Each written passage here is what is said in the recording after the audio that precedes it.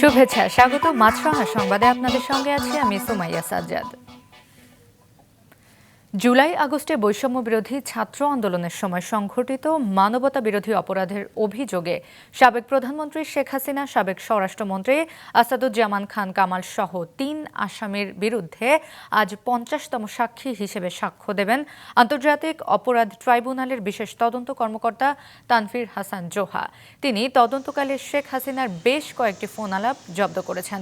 আন্তর্জাতিক অপরাধ tribunal ১-এর chairman বিচারপতি গোলাম মর্তুজা মজুমদারের নেতৃত্বাধীন ৩ সদস্যের বেঞ্চে এ সাক্ষ্য গ্রহণ অনুষ্ঠিত হবে। এর আগে শেখ হাসিনার বিরুদ্ধে ৪৯ জন সাক্ষীর সাক্ষ্য গ্রহণ সম্পন্ন হয়েছে। এদিকে আশুলিয়ায় ৬ মরদেহ পোড়ানোর ঘটনায় আজ ষষ্ঠ দিনের মতো সাক্ষ্য গ্রহণ ও জেরা চলছে। আগামী বছর ফেব্রুয়ারির জাতীয় নির্বাচন দেশের গণতন্ত্রের জন্য একটি নতুন যুগের সূচনা করবে বলে আশাবাদ জানিয়েছেন প্রধান উপদেষ্টা অধ্যাপক ডক্টর মোহাম্মদ ইউনূস। জাতিসংঘ সফরে বিশ্ব নেতাদের সঙ্গে বৈঠকে এমন আশাবাদ জানিয়েছেন তিনি। নিউ ইয়র্কে প্যারিসের মেয়র অ্যান হিডালগো প্রধান উপদেষ্টা অধ্যাপক মোহাম্মদ ইউনূসের সাথে সাক্ষাৎ করেছেন। সাক্ষাৎকালে দুই নেতা বাংলাদেশের আসন্ন সাধারণ নির্বাচন, চলমান রোহিঙ্গা মানবিক সংকট সহ বিভিন্ন গুরুত্বপূর্ণ বিষয়ে আলোচনা করেন, যেখানে প্রধান উপদেষ্টা বলেন আগামী বছর ফেব্রুয়ারির জাতীয় নির্বাচন দেশের গণতন্ত্রের জন্য একটি নতুন যুগের সূচনা করবে। সামাজিক উদ্ভাবনের মাধ্যমে অর্থায়ন সংগঠিতকরণ বিষয়ক সরকারি ও বেসরকারি খাতের নেতাদের এক সভাতেও প্রধান উপদেষ্টা অধ্যাপক মোহাম্মদ ইউনূস যোগ দেন।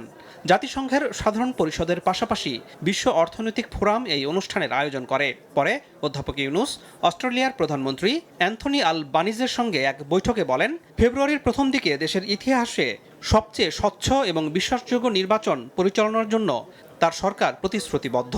অধ্যাপক ইউনূস আশা প্রকাশ করেন, নির্বাচনী প্রক্রিয়ার অখণ্ডতা নিশ্চিত করার জন্য আন্তর্জাতিক পর্যবেক্ষকেরা উপস্থিত থাকবেন। মূল মেসেজ হচ্ছে যে আমরা ফেব্রুয়ারিতে 15ই ফেব্রুয়ারির মধ্যে ফেব্রুয়ারি প্রথমার্ধে ইলেকশন করতে যাচ্ছি এবং এটা একটা ফ্রি, ফেয়ার, পিসফুল, ক্রেডিবল এবং খুবই উৎসব মুখর একটা ইলেকশন হবে এবং সেটার বিষয়ে পুরো বিশ্ববাসীকে জানানো। এবং অলরেডি আপনারা এই গত রিসেন্ট মান্থ প্রত্যেকটা ওয়ার্ল্ডের টপ লিডাররা, টপ তাদের এনভয়রা আমাদেরকে জানিয়েছেন যে তারা ফুললি সাপোর্ট দিচ্ছেন এই গভর্নমেন্টকে। প্রধান উপদেষ্টা নেদারল্যান্ডসের রানী ম্যাক্সিমা, বিশ্ব স্বাস্থ্য সংস্থার মহাপরিচালক, চিলির প্রাক্তন রাষ্ট্রপ্রধান ও উরুগুয়ের পররাষ্ট্রমন্ত্রীর সঙ্গেও বৈঠক করেন। এদিকে অধ্যাপক ইউনূসকে দেওয়া হয়েছে থেয়ার ওয়ার্ল্ডের আনলক বিগ চেঞ্জ অ্যাওয়ার্ড। শিক্ষা ও সামাজিক অর্থনৈতিক উন্নয়নে তার পথপ্রদর্শক ভূমিকা এবং মানব কল্যাণে আজীবন প্রতিশ্রুতির স্বীকৃতিস্বরূপ এ সম্মাননা প্রদান করা হয়।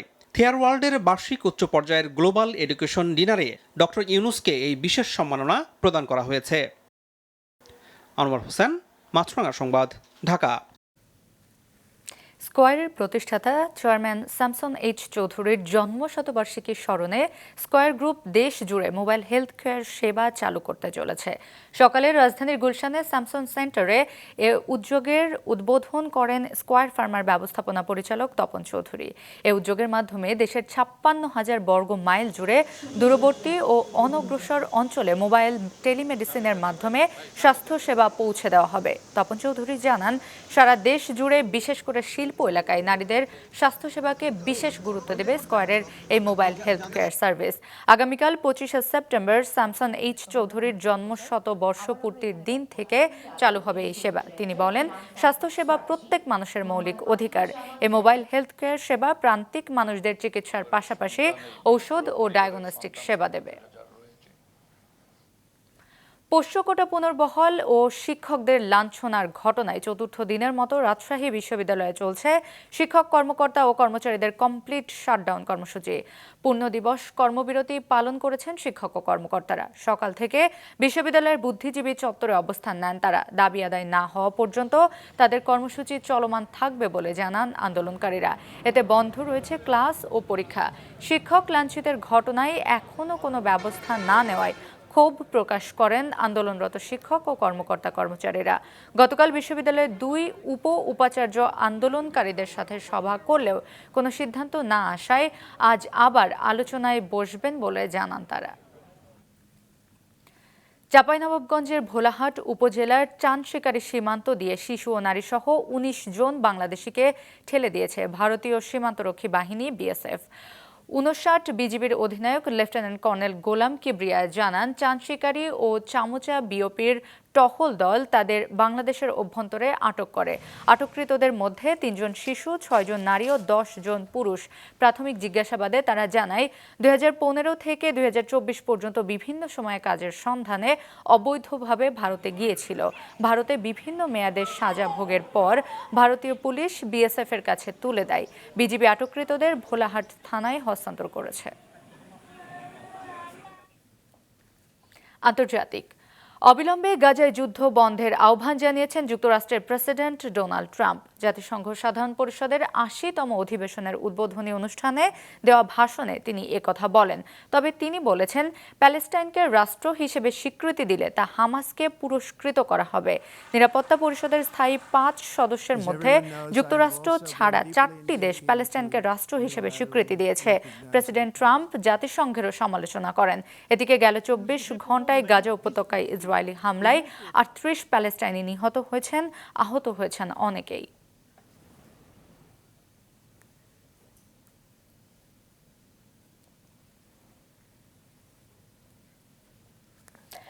দক্ষিণ চীন সাগরে সৃষ্টি হওয়া সুপার টাইফুন রাগাসার আঘাতে তাইওয়ানে এ পর্যন্ত 14 জন নিহত হয়েছেন, আহত হয়েছেন অন্তত 14 জন।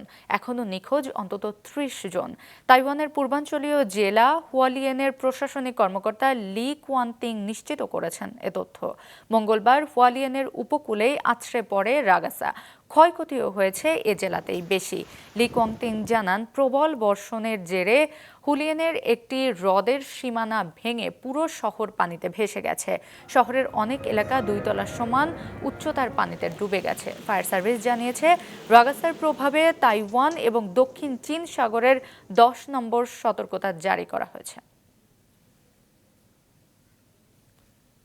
এই ছিল এখনকার মতো। ফেসবুকে আপডেট পেতে ভিজিট করুন মাছরাঙা টেলিভিশনের পেজে। ইউটিউব চ্যানেলেও দেখতে পারেন আমাদের সংবাদ, প্রতিবেদন এবং অনুষ্ঠান। আমাদের পরবর্তী সংবাদ দুপুর 2টায় দেখার আমন্ত্রণ রইল।